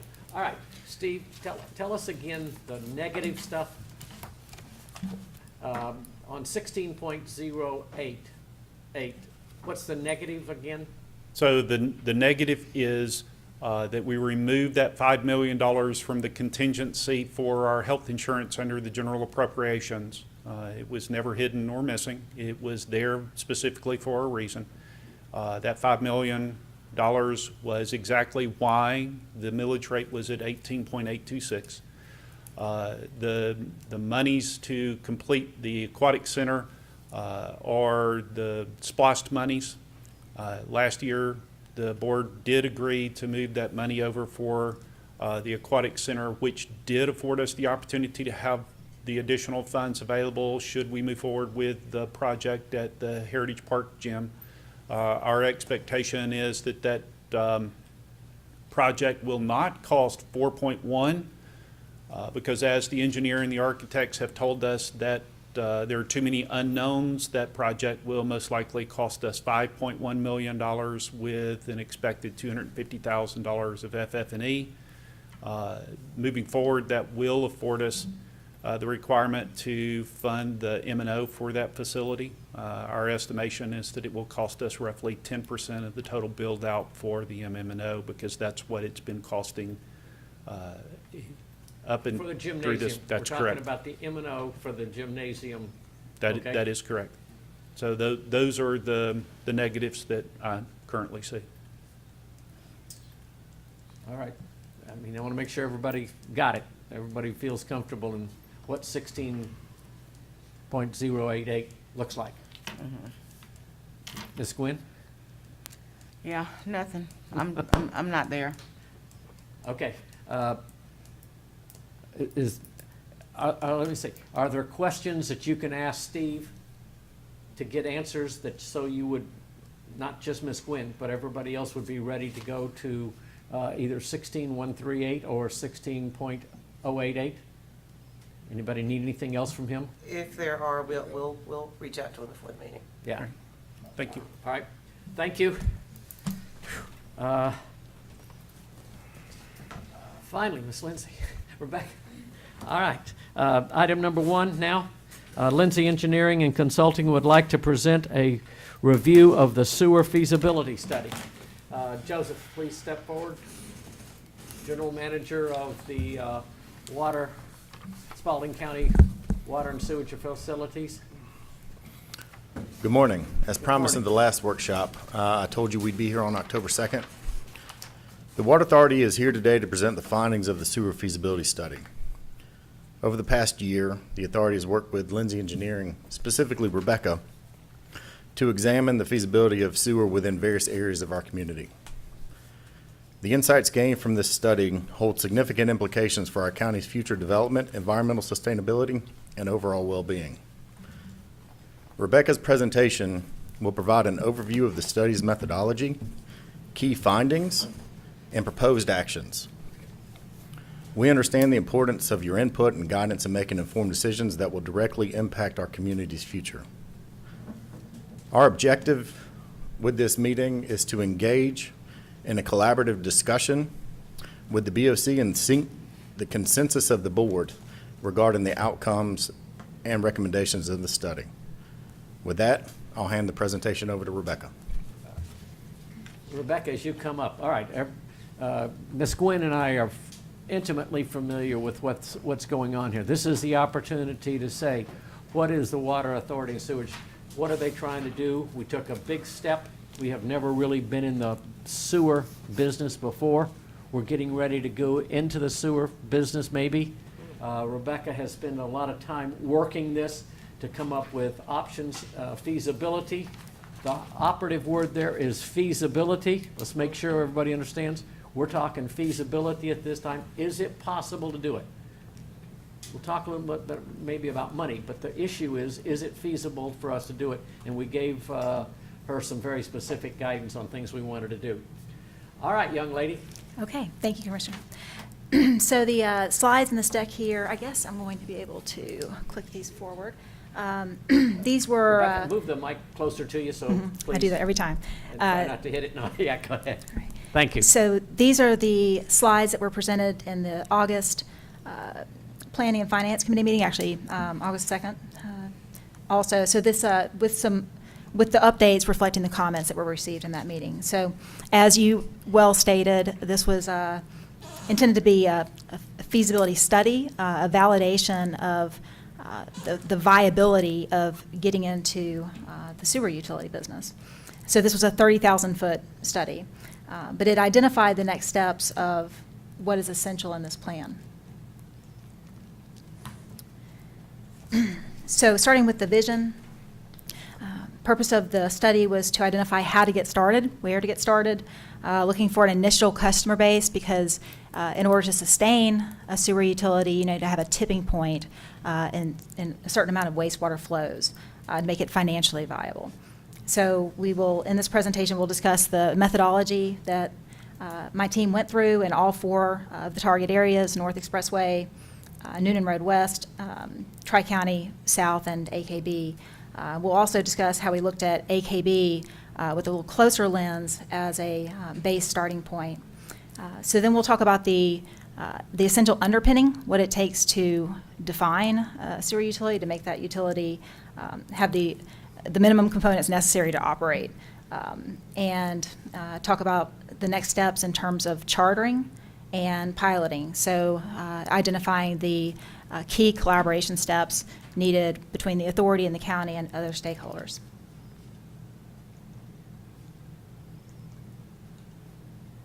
Oops. Okay. The duck analogy. So as we were working on the study, one thing was for sure, there's a lot of changes occurring and there will be a lot of changes to come, things that no one has a crystal ball to predict right now. So we proceeded with our scope of identifying means of entry and identified a phased base scenario, really a traditional engineering deliverable. But alongside that, we also developed adaptable tools that are really engineering nature for the authority to use as things do change, as your plans evolve. So this base scenario that we'll walk through, a friend of mine had talked once about duck hunting and said that even when you're shooting at a whole flock of ducks, you've got to aim at just one or you won't hit anything. So that was the mindset between the combination of the base scenario and the adaptable tool. So looking at this methodology with the initial focus, initial steps being on the AKB corridor, and really on a particular part of that AKB corridor. You got to start somewhere. So we examine all 4 of those target areas mentioned.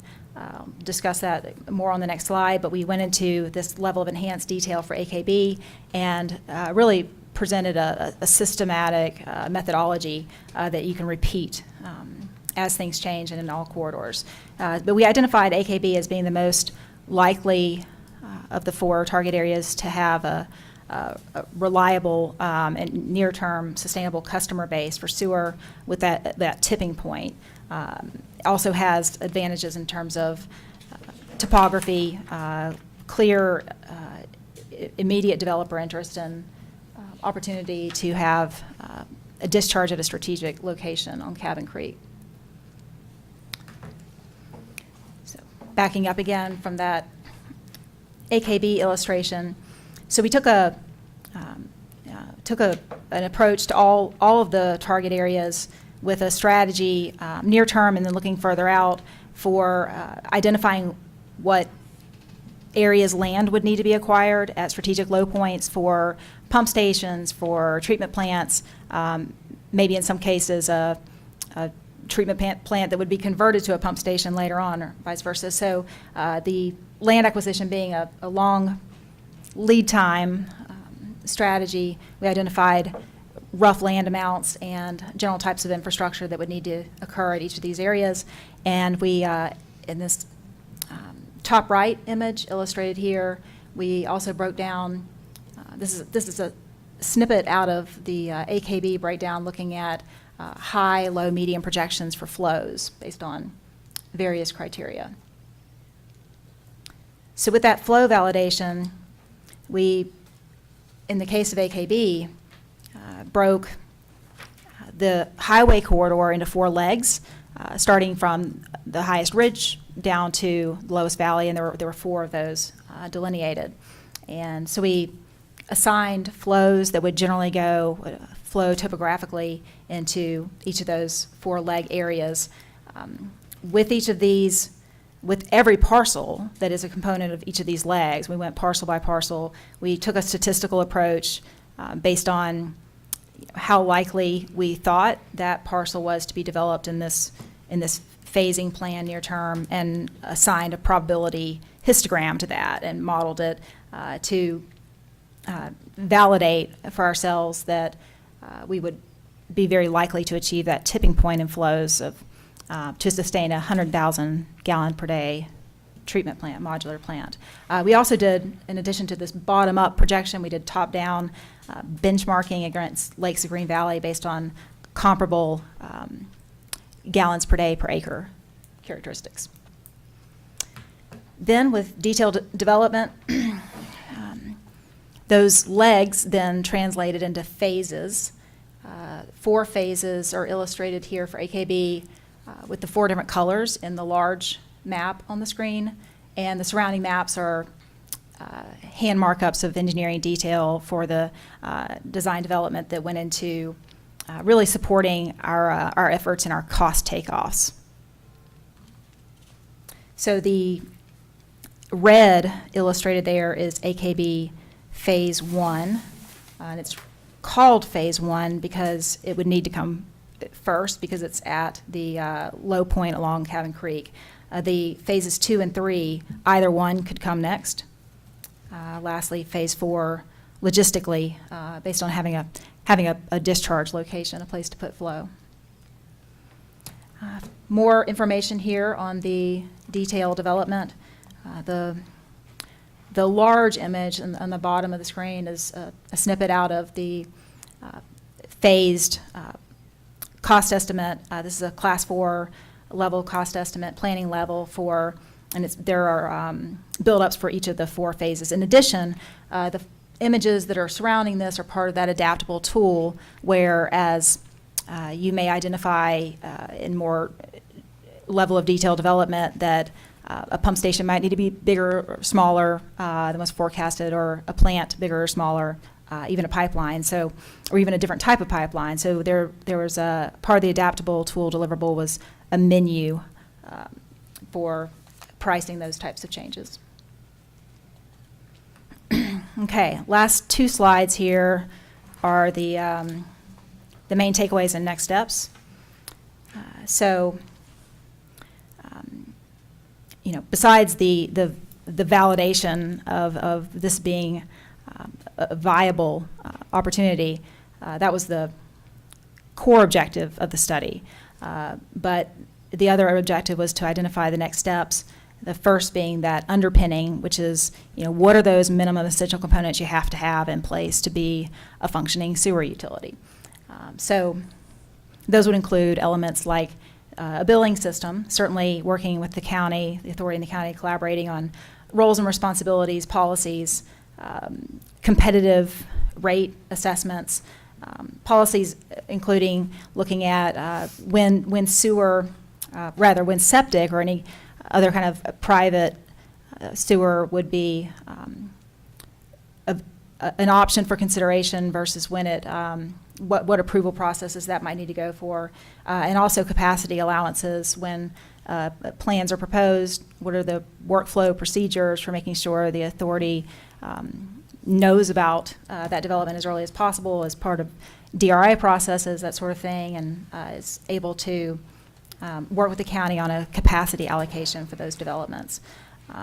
These would include legal elements such as working on the watershed protection ordinance, and most significantly, sewer use ordinance, which would contain components of fog, fats, oils, grease, when Those need to be in place when that type of business industry comes in, like fast food restaurants, and industrial pretreatment when those kinds of industrial users come on.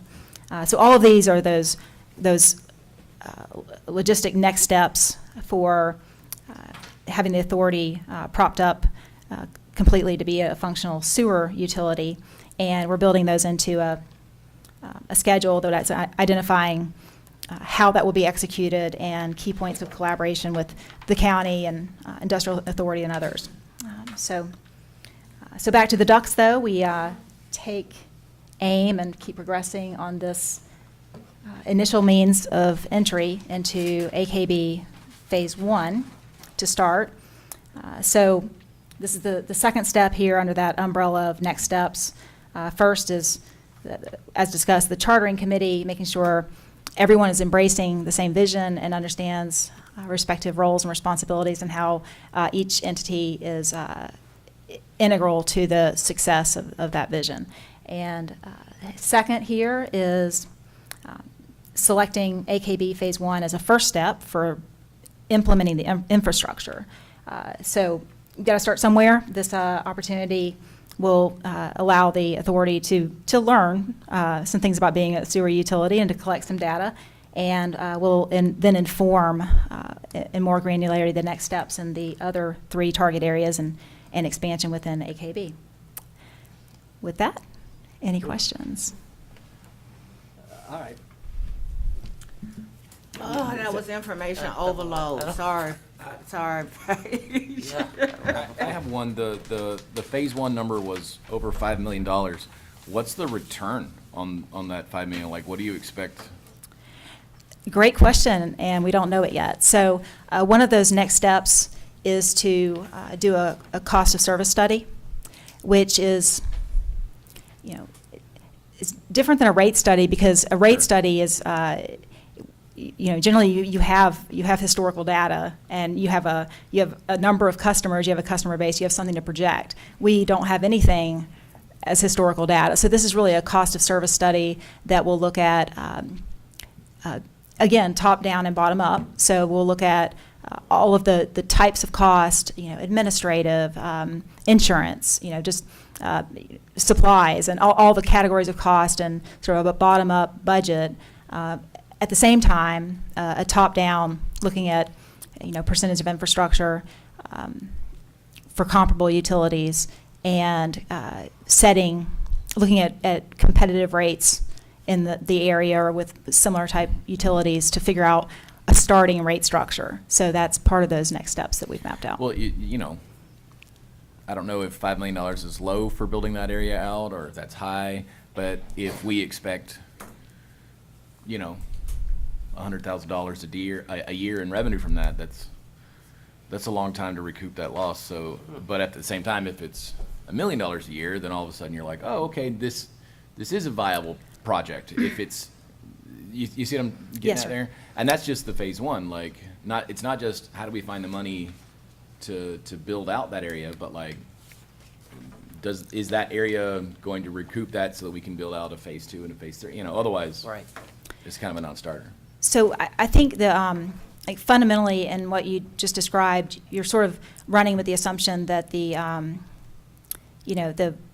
that the capital investment for the infrastructure is going to be, that the authority is going to be made whole for that as part of their usage rates, which is not, so, again, there's no strategy, there's no plan in place yet, but there will certainly be some combination of capacity cost as well as usage costs, and those usage costs may have a component to support capacity or growth.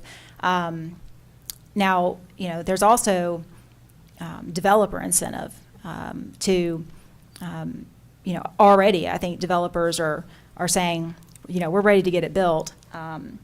So, I mean, if I'll go back here. So this is really tiny, but this is, I don't know if that's going to work. Well, that's sort of top center. We're looking at an illustration of how this might get constructed on that first leg, that Phase 1. So, if there's enough developers along this corridor, or if moving forward with an initiative helps to bring interested developers to this corridor, to maybe prioritize and focus efforts here, then, those legs of pipe can be laid as developers come on. So a large part of this should be able to be developer funded. Let me make a couple. Developer funded. Okay, excuse me. Go ahead. No, that's just. That's a good. A couple of comments. One, those ones. remember, this is an authority. We're talking about basically their money, Yeah, deciding what they're going to do. The big concept here is we have basically no sewer in the unincorporated area. We're getting ready the Water Authority is getting ready to step into that.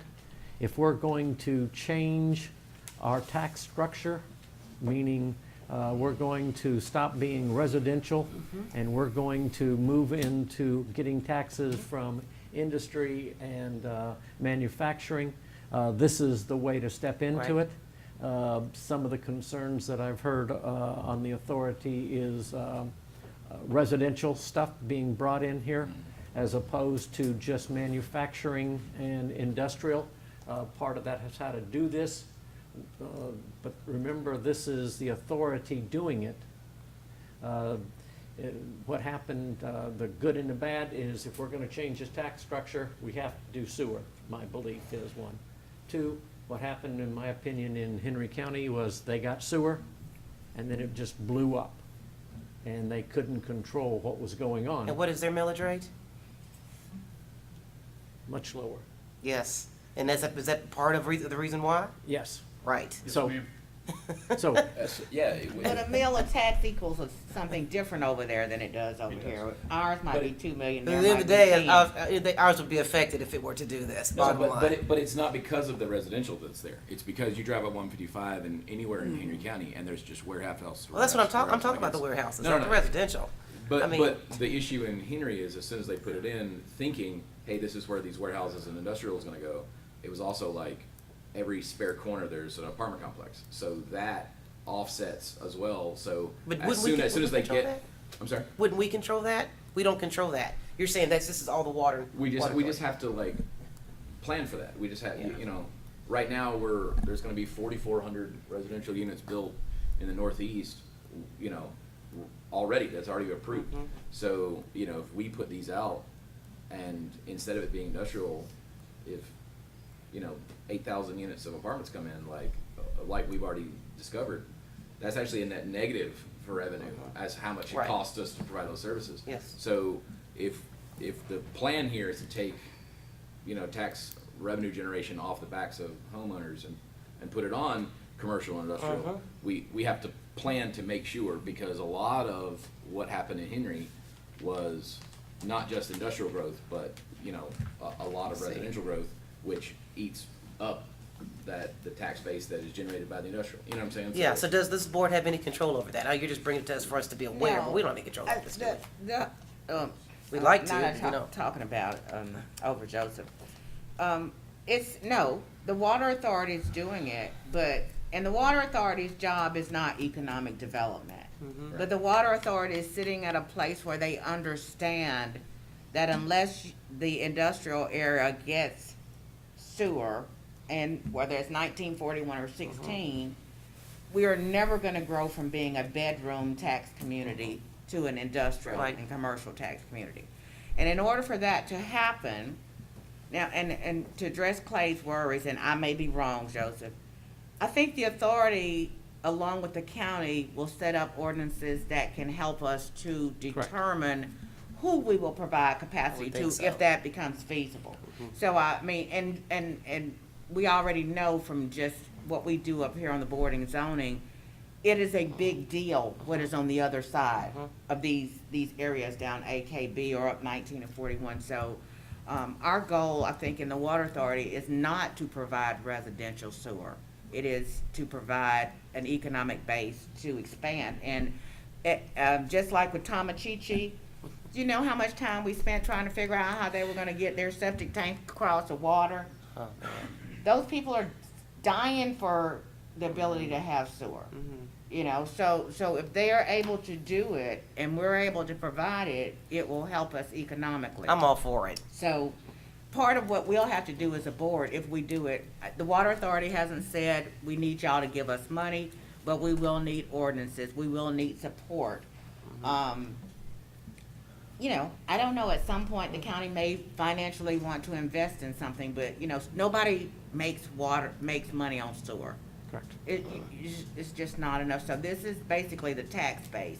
But, you know, at the same time, the same people who want us to change the tax base are the same people who don't want the industrial stuff in their backyard. And that's what we gotta. And what that's the Yeah, commissioner's right. issue. That's what we've gotta hold firm with that. So, That's so our yeah, job. so I Mr. think Chairman. just understanding that that the Board of Commissioners yes. is willing to partner with, the Water Authority in this venture to create this economic driver Absolutely. is what we're, you know, basically here for, I think. Stephanie? And Joseph can speak to the fact that he receives requests for will serve letters on a regular basis, and we can't provide those. We can't say, yes, we will serve it, this is in our sewer service area, and we will service it at some point in the future, because right now, we don't have a mechanism to do that. And our comp plan pretty well lays this out. I mean, let's make sure we understand. We developed a comp plan that says this is where we want manufacturing, employment corridor, and everything else. So we've done the first part of our job. Now that we're gonna get into the sewer business, or the water authority, is we're gonna have to come up with our ordinances to be able to support what we wanna do with that. This is the first set of briefings to us. The authority is over here, and we're over here. There's two different organizations, so make sure everybody understands. They do different things with their money. We do different things with our money. And we Don't wanna. forget the Development Authority, you got another hand? Yeah. So put your foot up. We'll use all the hands we can get. All right, so this was the opportunity, first time for three of you. Right. Stephanie, Steve, I, and Ms. Gwynn are all on the same boat of listening to this a number of times, so that everybody understands. And then you saw Commissioner Dutton's comment about residential housing, on trying to make sure we say we're interested in manufacturing and industrial, not running another 4,400 homes somewhere, or a few. Yeah, that's us on this end. The other thing I wanted to mention was when we did our retreat, we spent 45 minutes listening to Steve's speech about how we can change the community by, you know, and I'm just like, yeah, everybody knows we need to be able to provide some sewer access out in the areas where we want it to grow. But we can't do that. We So can't, we right. really need Yes. the Water Authority or someone else. Yes. And so, and I think part of what is missed here is that it's not just us. It's anybody who can help us provide. So part of this plan that Paige and them have come up with allows us to have partners with the Development Authority, the City of Griffin, if they are able to provide, any other government who is close to us. So it's not just us operating in a vacuum. It's trying to find the place where we think we can get the highest yield with our partners. And, you know, wherever somebody can get in and fit in and help, you know, but basically we will just need to be worried about ordinances that will help them to be able to accomplish what they need initially. So it would be a letter of support maybe that This they is would want from my us? or- water authority hat. If y'all have any money, we'll take it. But I'm taking it off. We don't have any money, Water Authority. Now, let's remember, this is a feasibility study. We asked them to look at 4 areas, to be able to look and say, these are the areas we're interested in you trying to. Well, I'm just saying maybe a letter of support from the Board of Commissioners. Oh, I think that would be appropriate. Great question. The- He's got a request. Okay. So ultimately, what we tried to do is, we wanted to show you, I know there was a lot of data and a lot of information, but it was really to give the board a level of comfort that we did do our due diligence. We do think that we have a feasible plan that can sustain itself. So with that being said, our ultimate goal was to hopefully get the consensus of the BOC that y'all agree with the area that we selected, And we're going to continue doing next steps where we establish the chartering committee. We look at key stakeholders. We start developing the ordinances that you guys would have to pass. We can acquire land acquisition. So kind of without getting y'all's buy-in and consensus, we're kind of just stuck in the mud. And that's phase one, you're saying out there, the Arthur. Yes, ma'am. But we're looking at all the areas, basically. Yes, you mentioned. we're going to, the remaining 3 areas are still on the table. This Okay. is just the first one we want Okay. to target because it has the highest probability of success today. Hanging Because fruit. Tri-counties, of course, that's a big. Well, Yeah. there's something about Tri-County, and that's actually inside the city of Griffin service area. The only reason why we looked at that is because at the time the feasibility study was commissioned, the Tri-County area was under sewer moratorium. The city has since lifted the sewer moratorium, and they're taking developments on a first-come, first-served basis. So the Tri-County can be developed if they work with the city of Griffin. So we have, this is the model we're going to use, and if we can make it work in AKB, then we'll talk about 1941 Yes. and out 16 West. Right. So we got to start somewhere, as Rebecca Yes. said, we're starting somewhere, this is it. Take a look. We need to make sure that everybody on our board understands what's going on. So once again, letter of support from us. That would be great. Okay, I'm good with that, if you all are good with that. I am. Again, I'm just worried that we need to get our zoning stuff cleaned up, we need to get our building code cleaned up, and I think this is gonna unleash a flood of growth, which is great, we just need to make sure it's going in the right direction. So I don't know if I'm ready for such a flood until we've got, I mean, this is important, it's something that we certainly should do, but there's some foundational stuff that we as a board have to do first, that I've been asking for since before I got elected, and So, okay, still question, hasn't been that's, done. James brings up a good point, but is it something we have to do first? I mean, I know it's something we have to do, but first? I mean, I'm wondering if we do the letter of support them, let them get going on this. We need to do, we know what we need to do. It may expedite what we need to do, but I don't think I don't think we should not do that. So to Ms. Johnson's point, best case scenario, if we had the consensus of the board and we established the chartering committee and we developed the ordinances and we developed the standards and specifications for the water authority, this is not going to happen overnight. We're talking probably 18 months before we're even ready to lay a stick of pipe in the ground. This is just this is the ability where we're starting to put the pieces in place where when the developer comes in and says, hey, we have this idea, will it work? We say, matter of fact, it will work, and this is how much it's going to cost you, because we want to use the developer-funded projects and not water authority-funded projects. And that's, you described exactly my concern. Is as soon as we say, yes, you guys are gonna go to work, and then these developers are gonna come and say, I'd like to build this, that, and the other. And right now, the hurdle for them is sewer and water access. And what's not a hurdle for them is our building code and zoning code. And so we need to make sure that they also have to jump through those hurdles. Right now, we have a building code, but it's,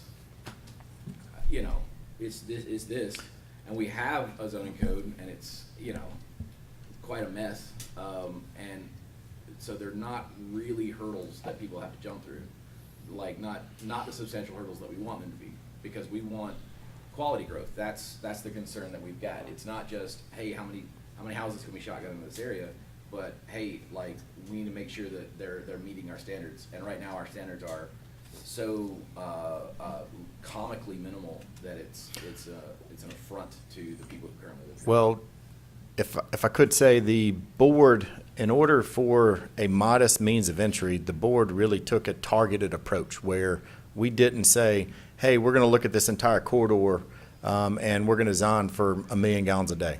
We were very specific. We're only targeting about 100,000 gallons a day, which for everybody understands homes, you're talking about roughly 500 homes. I use the home analogy just to show you when we're doing the industrial and commercial growth, 100,000 gallons a day, whether it be industrial, commercial, or residential, it's about 500 homes. So we're going after the AKB corridor for projects that are currently on the books right now that the developers are saying, hey, if you give me a means of entry to provide sewer, I'm ready to put 6 million square feet of office space on the ground.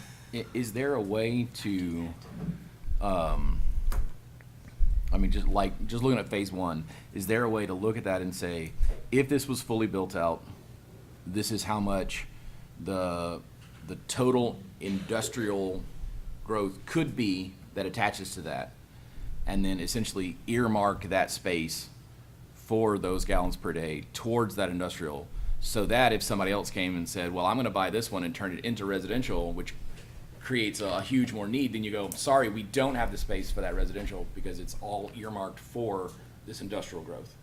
That would be See what I'm saying? something I do, and when we went through this study, we were very specific on, we keep hearing the comp plan didn't support a big boom in residential growth. So we were very specific on industrial, commercial. So going with, there will be some traditional, conventional gravity sewer. Minimum pipe size for a collector, you're not gonna go less than an 8. So, I mean, it's gonna have enough volume for additional people to tie on, but our plant that we have to put in day Right. one is only gonna be sized for 100,000 gallons a day. And to upgrade or to put in an upgrade to a facility is a minimum of 18 to 36 months to get the increase. So it's gonna be, we're gonna know, we'll know in plenty of time, and the BOC will know in plenty of time, where if someone wants to tie in and we don't have capacity because we were targeting the industrial and commercial growth, as long as legally we can defend that, we will defend that. Well, again, the $100,000 gallon per day was essentially for the whole project, not just phase one, but all the phases. No. So each one is gonna have an additional plant? Essentially, those 4 corridors, it would be ultimately, when it's built out along AKB, it would be 400,000 gallons a day. But no, to build out, if, honestly, with the land use as it's currently stated right now in your land use plan, you can't justify sewer on large acre tracts. You just can't. It will not ever pay for itself. So unless the zoning board approves a higher dense development, Yeah. I don't think anybody's gonna be able to develop that and put them on sewer, because the costs are gonna be outrageous. So Flume is a first guard. We've already said this is the area for industrial. So from this side of the board, we can say, no, we don't want residential because this is not the kind of capacity that you can provide. And it's up to you to say whether or not you can provide it.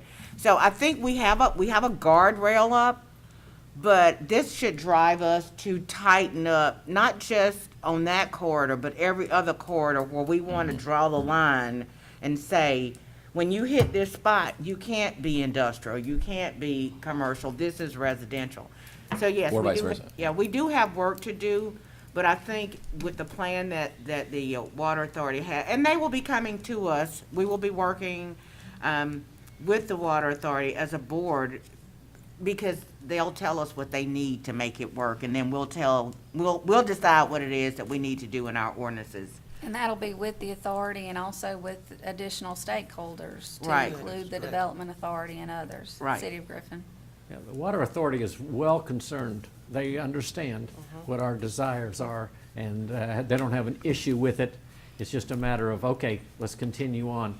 They want to do sewer. We're interested in trying to do sewer. Let's just make sure we don't get off the guard, we get the guardrails in place all the way around. Oh, And the first one is very specific to us, and we're, as county manager has taught us, go slow to go fast. Let's go slow, get this first one done exactly right, then we'll be able to go from Fair there. enough. I just want these guardrails to be titanium. I want there to be a legal reason why we can say, I'm sorry you can't build your giant subdivision. Like, this is all for, I think when the developer is locked into large 3-acre tracts and the amount of homes he wants to put in and just the traditional infrastructure that he would have to put in, traditional sewer is highly, highly expensive. So I think the cost will be a deterrent, But this is the first step that making sure that the BOC and the Water Authority boards are walking step together. same. So we want to be an ally in this fight. We just know there's only a couple options available. If developers want to develop and we can't service them, They're going at some somewhere point, they're else. gonna put us in the corner and ask that we give up our service area to the city of Griffin, and our board does not want to do that. I have one more question. On phase one here, if you look at the map, all the stuff south of AKV, it looks like those symbols are swamp symbols. I know that we target lowlands, like for, I mean, that's just the way the water flows, right? But can we bury pipes there? Those aren't So protected. this Those is aren't- just graphically, because it shows topography, so obviously gravity sewer is gonna flow through the same creeks, right? We're gonna be close, but we're not gonna be in wetlands. But Okay. there are permits that we could get in the event that we have to, if we have to cross it for some reason. But no, that's just for graphical purposes. Okay, this was initial first blush, so everybody understands what's going on. We're going to continue to work with this. There's a whole lot in this involvement. But we would like a letter, though. That would Yeah. be great. Yeah, all right, so James, everybody's. are you okay with that? As long as it's Yes. specifically for industrial and commercial. Yes. Yeah, I think all I like of us that feel too. that same way. Okay, thank you. We appreciate it, both No, I of you. get it. Thanks for coming, Flooded right Rebecca. Okay, item number 2. We're just on two? Three. Okay, three, we're on three, okay. Oh, sorry. Well, the new, approved budget amendments for prior year encumbrances.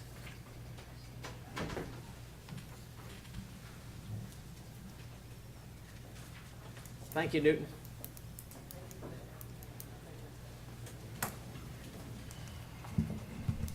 Thank you, Brandon.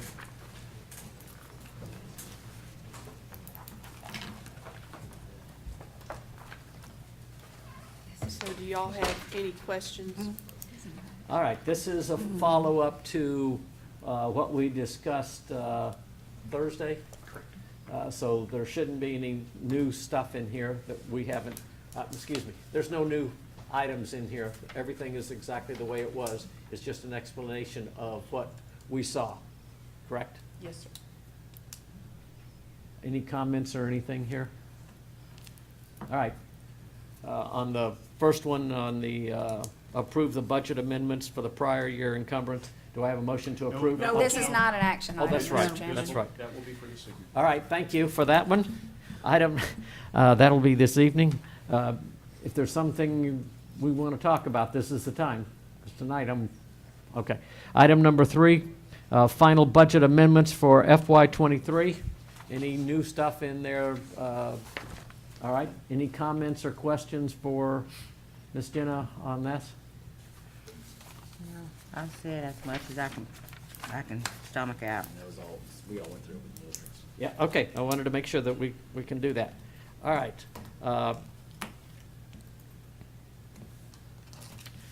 Staff report? Nothing to report at this time. All right, thank you, Jenna, appreciate it, sorry. At this time, do we have a motion to go into executive session? Motion to go in executive session for the purpose of discussing personnel And Litigation. pending and potential litigation, please. and pending and potential litigation. All right, I have a motion, do I have a second? All right, any discussion? All those in favor, please signify by raising your hand. 4-0, we're going into executive session. Thank you all. This is also for the board an opportunity to take a bathroom break.